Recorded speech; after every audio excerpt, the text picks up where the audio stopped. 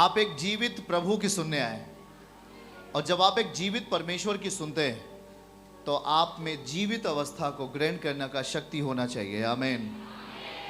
हाँ, खराई की बातों को सुनने का सामर्थ्य होना है आपके अंदर। समझ रहे हैं? आप जहां बैठे हो ये जगह साधारण नहीं है, लेकिन कितने आप महत्वपूर्ण बनेंगे इस वचन के प्रति, कितने आप गंभीर बनेंगे इस वचन के प्रति, इसी पे निर्धारित है आपका जीवन। आपने खेती तो कर ली, 1 बीघे के बजाय 2 बीघे हमने खेती ले ली, पर हम उस खेती का देखभाल नहीं कर पाते। बीज तो बो दिया, हेलो, बीज क्या कर दिया? बीज बोने के बाद घर में सो रहे, धूप निकल आया, अभी शाम को जाएंगे, उसी धूप के टाइम में जानवर आकर आपकी खेती को खत्म कर दिए। पक्षी आकर के उसी टाइम में आपके खेती के सारे बीज को चुग ले गए, और जब आप शाम को हीरो बनकर जाते हो तो वहां पहुंचते ही जीरो बन जाते हो, क्योंकि आपने वर्कआउट नहीं किया, आपने वर्कआउट नहीं किया, आपने उस पर काम नहीं किया। याद रखो, एक बार आपको मैं चौंकाने वाली बात बताता हूं। अगर आपने यहां पर 1% काम किया तो आपको 1% आशीष मिलेगी। 2% इधर विश्वास करके आया तो 2% मिलेगा। 100% में आएगा तो 100% मिलेगा।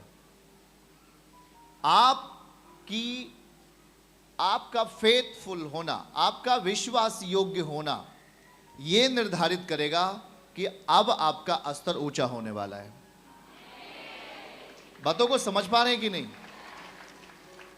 आपने अपने जमीन में बीज तो बो दिया, पर उस बीज के प्रति आप गंभीर नहीं हो। बीज बोना ही पर्याप्त नहीं है। एक बात याद रखिए, यहां पर 2 रूल है, 2 अभिनय हैं। एक होता है बीज बोने वाला और दूसरा होता है बीज को अपने अंदर ग्रहण करने वाला। तरीका वही बताएगा जो बीज बोता है, और वो कैसे सुरक्षित रहेगा ये बात वही बता सकता है। आप जब सेवकाई में आते, आपको बहुत सारी चीजें सीखना चाहिए, क्योंकि जब तक आप आत्मिक भेदों को नहीं समझ पाएंगे, शैतान आपको मूर्ख बनाता रहेगा। आपको समझना पड़ेगा। परमेश्वर ने कहा सत्य को जान। मैं कल ही से बता रहा हूं, बीते कल से, सत्य को जान और सत्य क्या करेगा?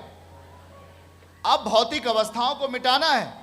अब ऐसा नहीं कि आप मेरे पास आ जाएंगे, आप इस चर्च में आ जाएंगे, आपको मैं एक रोटी बना के दे दूंगा, खाकर ठीक हो जाएंगे, कभी नहीं। या मैं बाइबल का पन्ना फाड़कर आपके मुंह में डाल दूंगा और आप चंगे हो जाओगे, कभी नहीं, हो ही नहीं सकता। आप परमेश्वर को इस तरीके से अब नहीं पा सकते। अब वो व्यवस्था नहीं है पुराने समय की कि परमेश्वर के सामने जाओ और उसे बकरे का बलिदान चढ़ाओ, उसे भेड़ों का बलिदान चढ़ाओ, तब सर्वशक्तिमान। अब कहता है कि एक बलिदान हो चुका है, अब किसी जानवर का बलिदान नहीं। अब परमेश्वर ने अपने निज पुत्र को हमारे लिए बलिदान कर दिया है।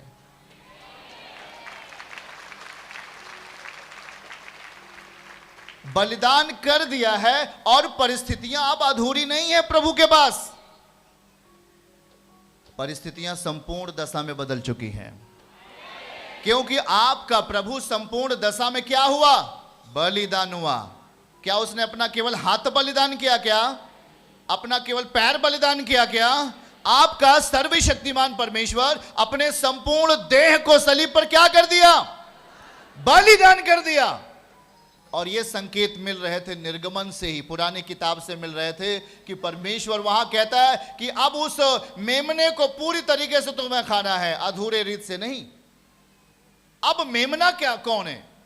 अब वो मेमना वचन के साथ आ चुका है। बोलो, अब मेमना जिसके द्वारा हमारे पाप क्षमा होते, हमारे गुनाह माफ होते, हमारे लिए बंद रास्ते खुलते। अब वो भौतिक अवस्था में नहीं, अब वो आत्मिक अवस्था में।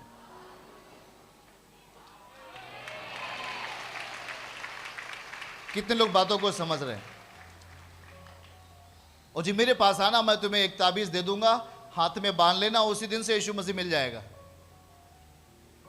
शैतान के एजेंट से दूर रहना सीखो। मैं बात बता रहा हूं आपको, बाइबल कहती है चौकन्ने रहना, अंतिम समय में ऐसे बहुत सारे लोग तुम्हारे बीच में आएंगे और तुम्हें इस उससे दूर करेंगे। ये जानते हो क्या है? एक ऐसा प्रतिफल, एक ऐसी पावर है, अगर आप इसको समझ पाएंगे और इसके आधार पर अपने आप को लेके चलने का प्रयास करेंगे, ये आपको सेम नहीं रखेगा। अगर आज आप 5% वाले हो तो कल आप 50% में चलने वाले व्यक्ति बनोगे यीशु के नाम में। यदि इसे आपने वर्तमान दशा में कायम रखा, आप इसे नहीं छोड़ा, तो ये वचन जानते हो क्या है? आपको समृद्धिशाली बनाएगा। पतरस कहता है प्रभु मुझे कर देना है। कुछ लोग मुझसे बोल रहे थे, हाँ प्रभु को पहले से इस बात पता है, और जैसे ही पतरस घर में आता है, प्रभु कहता है पतरस कर किसे देना चाहिए, अपने को या अपने लोग देते हैं पराये लोग? पराये लोग कर देते, ठीक है अपने तो बच गए करके प्रभु कहता है। परंतु वहां पर एक बड़ा संदेश छुपा हुआ है। प्रभु ने कहा हे पतरस जा और अपने एक तालाब में बंसी डाल, वहां से एक मछली निकले गया, झील में बंसी डाल, वहां से एक मछली पकड़ना और उसके मुंह को खोलना, उसमें एक सिक्का निकलेगा और मेरा और अपना कर भर देना। आमीन बोलिए। यहां पर पड़ोसी को बोलो प्रभु हमें कहीं से भी दे सकते हैं, अनेकों रास्ते देने के। अरे खुश हो जाओ, तुम्हारा परमेश्वर के पास हजारों रास्ते हैं आपको आशीषित करने के लिए, पर तुम इसमें हो क्या ये बताओ पहले। इसमें हो क्या? कुछ लोगों ने कहा अरे जी वहां बहुत खराई से बताया जाता है, अब वहां हम नहीं जाएंगे, जहां पर थोड़ा से ताम झाम वाला लपेट के बता देते ना, हाँ चलो जी खाते रहना पीते रहना ये भी चलते रहना। अरे उस शैतान के एजेंट है, बचो उनसे। अगर ये जिंदगी में नहीं है तो जिंदगी में कोई प्रतिफल भी नहीं है। ये जिंदगी तो तुम जी लोगे किसी तरीके से, दवा खा के दर्द मिटा लोगे कुछ समय के लिए, पर जब तुम मरोगे तुम्हारा बॉडी खत्म होगा, तुम्हारा आत्मिक शरीर उस धधकती हुई आग में डाल दिया जाएगा जहां पर रोना और दांतों का पीसना है। और इसीलिए यीशु मसीह बलिदान हुआ सलीब के ऊपर, केवल तुम्हें ताजगी देने के लिए नहीं, आपको अनंत जीवन की भी ताजगी देने के लिए वो बलिदान हुआ। आमीन कहिए आप। केवल आप इस धरती पे रहकर नहीं, आपको पता है कि धरती पे आप होंगे और एक दिन आप खत्म होंगे, आपकी बॉडी खत्म होगी, ये सीमित अवस्था में आपको दिया गया है, हाँ या ना? तब भी मनुष्य कितना घमंड करता है, पता है कि नहीं पता? मार दूंगा, इसे खत्म कर दूंगा, ये बहुत ये है वो है, वो अपनी ताकत का घमंड करता है, अपने पैसे का घमंड करता है, हाँ अपनी पावर का गलत इस्तेमाल करता है। वो भूल चुका है मेरी उम्र 120 साल या 80 साल या 70 साल या कुछ भी हो, पर वो उन बातों का ख्याल नहीं कर पाता क्योंकि शैतान ने उसकी आंखों को क्या कर दिया? अंधा कर दिया है। लेकिन जिस दिन उसे पता चल जाए कि मुझे नष्ट होना है, मेरी बॉडी खत्म होनी है, अगर उस पर 1 मिनट के लिए गंभीरता से सोच ले, पाप करना बंद करेगा और वो एक शिष्टाचार का जीवन जीना शुरू करेगा। हालेलुया।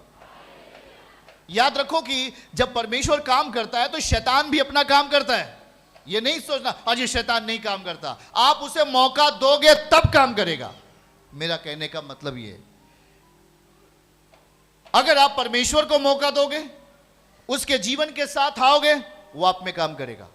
शैतान को मौका दोगे, वो आपके साथ काम करेगा। अब आपको चुनना है कि आप किसे मौका देते।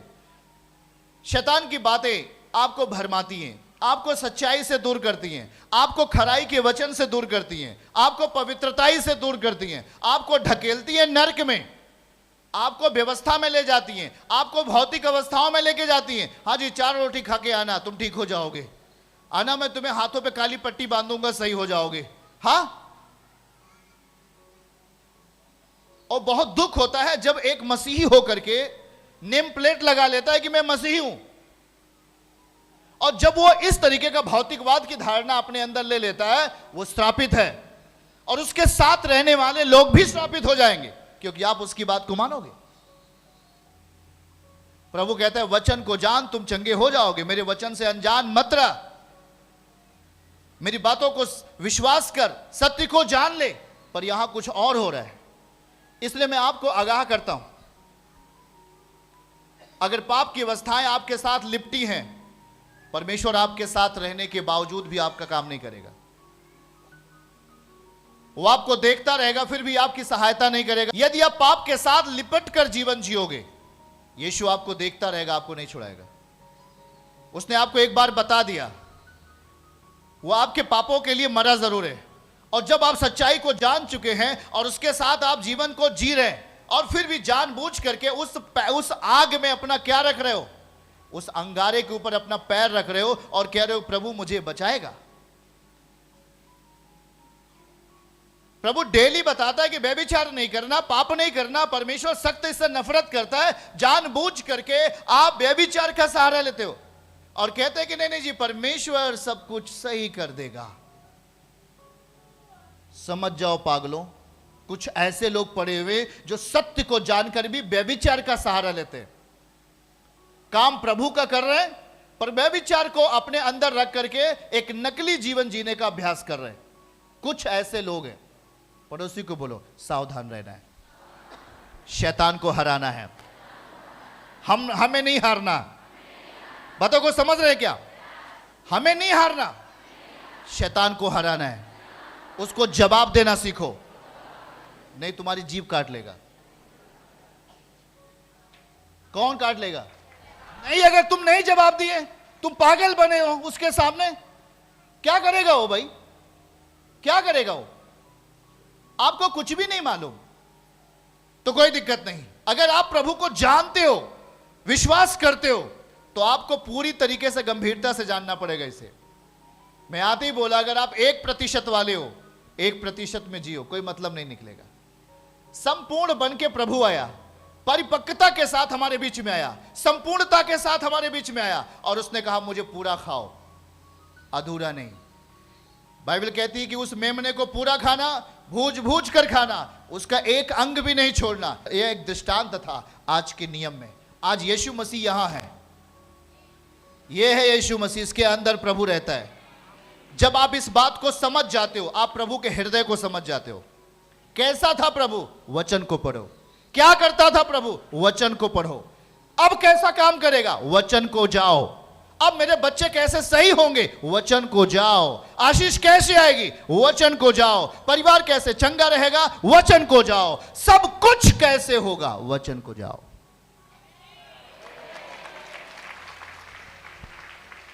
पर नहीं जी, आ जाओ ना मेरे इधर, आ जाना, आ तो उधर थोड़ा सा बड़ा समझाते बुझाते, इधर आ जाना, मैं तुमको एक ताबीज बांध के दे दूंगा, एक क्रोस लगा कर दे दूंगा, ठीक हो जाओगे। पागल कहेंगे। ऐसा करने वाले लोग शैतान के एजेंट। बातों को समझ रहे हैं क्या?